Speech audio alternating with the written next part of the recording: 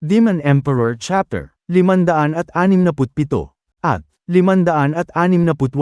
Ang nakaraan dumating si maitim na kalbo at makapal ang mukha sa sementeryo.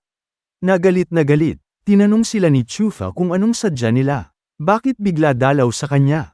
Nagpapatuloy. Hindi na nagpatubili ang dalawang bossing at nilusob nila si Chupa ng walang pakundangan. Chupa, papatayin kita! Tangina mo!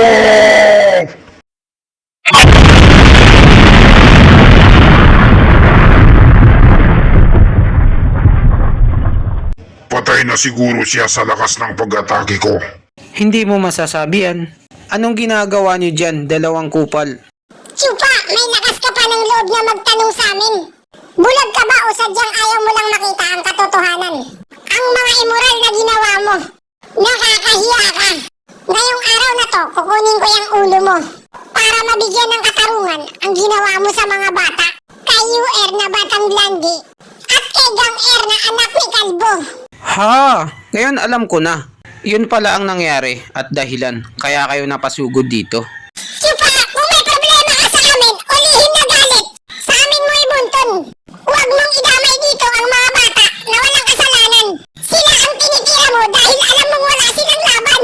Sinira mo ang kanilang buhay. Wala kang awa. Isa kang halimaw. Nakakalimutan mo na yata na binalaan ko kayo na huwag niyong pwersahin ng mga bata. Pero hindi kayo nakinig sa sinabi ko. Ang titigas ng ulo niyo. Ayan tuloy ang nangyari sa mga bata. Baldado na sila at wala na silang pakinabang. Itatapon na sila ng sekto sa basurahan. At ngayon binabalaan ko ulit kayo. Ayokong makipag-away. Huwag niyo kong pilitin. Dahil masasaktan lang kayo. At baka ito na rin ang maging huling araw niyo. Tinatakot mo ba kami, Chupa? Sa tingin mo ba malakas ka? May bubuga ka sa amin? Anong magagawa ng isang basurang katulad mo? Isa ka lamang 7 gradong tropa on stage. At kaya ka lang nakapasok sa sekto ay dahil sa tatay mo na malakas ang kapit sa sekto. Tapos lalabanan mo kaming dalawa? Nagpapatawa ka ba?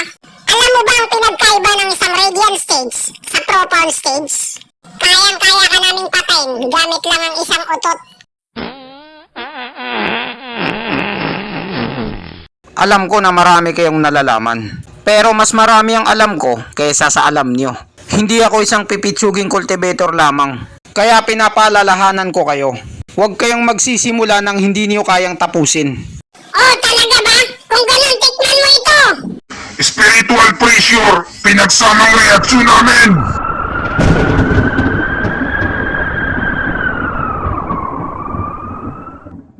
Napakalakas nga ng reaksyon nyo. Kung ganun, kailangan ko na rin ilabas ang tinatago kong eye technique. Ang itinuro sa akin ni Master Gozo Satoru. Sex Ices, Limitless Curse Energy!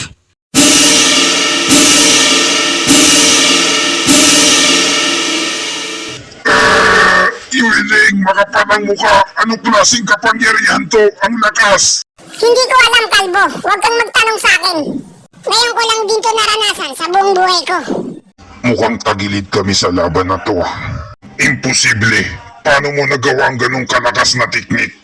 O ano na, dalawang kupal. Naramdaman niyo na kung gaano ako kalakas? Yan ang dahilan kaya hindi ako naapektuhan ng spiritual pressure ng Reiatsu nung nasa sabungan pa tayo. Hindi dahil sa may suot-suot ako nagimat na may spiritual na demonyo. Kung hindi dahil ako mismo na may malakas na spiritual pressure kumpara sa inyong dalawa na pinagsama. At kahit magsama pa kayong dalawa, wala pa rin kayong laban sa akin. Kaya kung ako sa inyo, umalis na kayo rito. Sinasayang nilang ang oras ko. Ang lakas ng kanyang kaluluwa ay nasa pinakahangganan na ng Radiant Stage. Kaya kalimutan na natin ang pagiging tropa on stage niya. Seryosohin na natin ang laban na parang kaharap natin ay isang Radiant Stage na eksperto. Tara na, Iwiling, mga palang mukha. Ilabas na natin ang lahat ng lakas natin. At tapusin na natin siya sa isang tirahan lang. Sige, tapusin na natin siya. Talagang ayaw pa rin sumuko ng dalawang kupal na to. Gusto talaga nilang masaktan. Tropa on rank martial art! Isang buwang palad! Tikman mo to! Profound rank martial art! Winwald Rocky Hadouken! Ha ha ha. Para matahimik na kayong dalawa, pagbibigyan ko kayo. Kalbo, masyadong mabagal ang hadukin mo. Itama mo naman sa kalaban. Etong sayo, walis tambo. Para sa basurang kagaya mo. Aray! Ang sakit! Tanginang kalbo to, madadamay pa ako sa pagbagsak niya. Aray, tinamaan ako ni kalbo. Ito pa yung follow-up. Tikman nyo.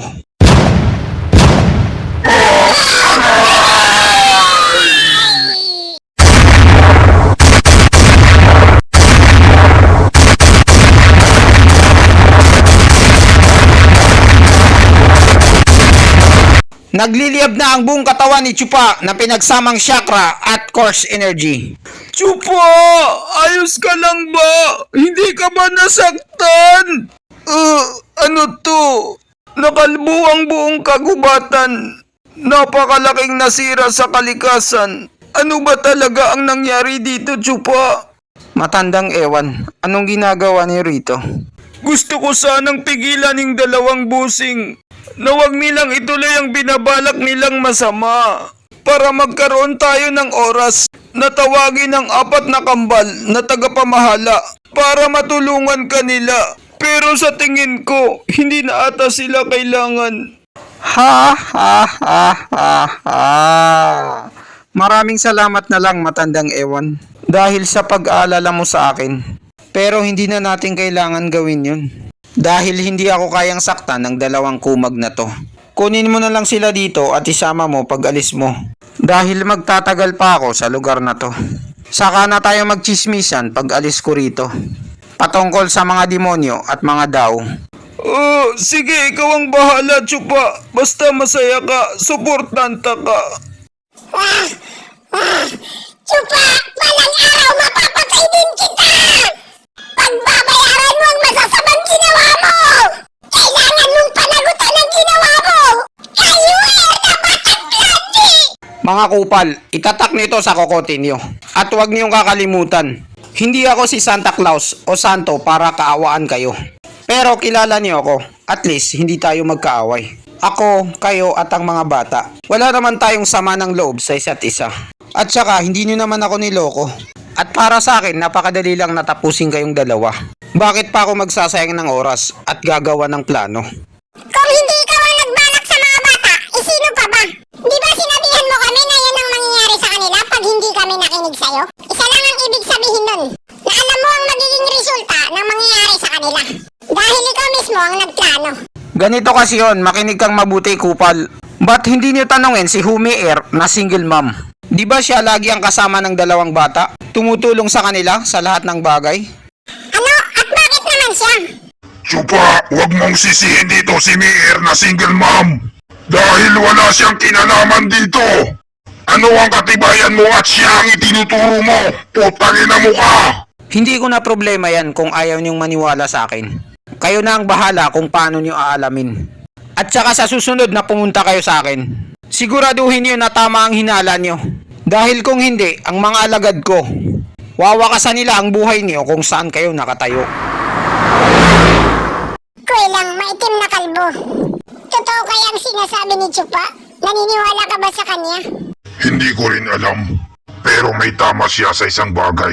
Hindi niya kailangan gumamit ng panloloko o pandaraya para lang talunin tayo. Kung ganun, kalbo, ang ibig mong sabihin ay may tama siya. Kung alam ko lang talaga na kahit isa man lang dito sa Demon Swimming Secto ay hindi mapagkakatiwalaan. Tama ka dyan. Salamat naman at buhay pa kayong dalawang kupal. Ito, inumin niyo 3 gradong gamot na biogesic. Binili ko lang dyan sa kanto para medyo lumakas-lakas kayo at makatulong sa paggalaw niyo. Matandang ewan, hindi ko akalain na napakabait mo pala. Pwede mong sabihin kay Chupa na patay niya kaming dalawa. At masusolo mo na ang pamumuno sa opisina ng trabahador. Dahil simulat sa pool, pinapahirapan ka namin.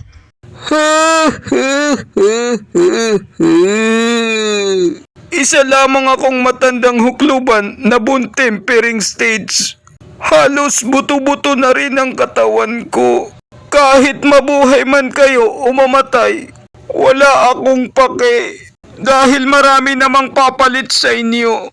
Bukod sa lahat tayo, mamamatay din sa bandang huli.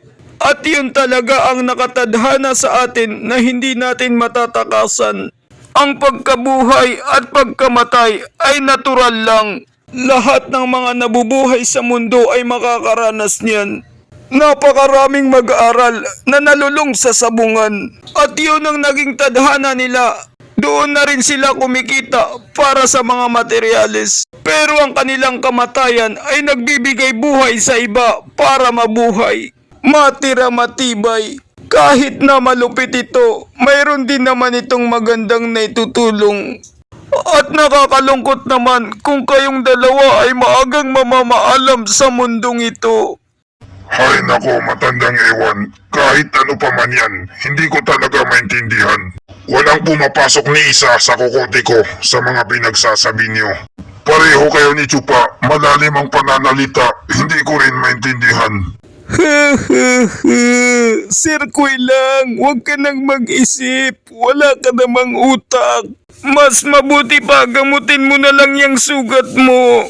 Huwag mo na akong intindihin. Nakikipagmaritisan lang ako, pamatay oras. Kasama si Chupwa. Kung ganun naintindihan ko na. Kaya pala malapit kayo sa isa't isa ni Chupa. Kahit na buntempering stage na matandang hukloban ka lang. At siya ay napakalakas. Dahil siguro sa pareho kayong tsismoso. Kung ano-ano ang pinag-usapan nyo at umaabot ng ilang oras. Mga hindi may paliwanag na mga topic.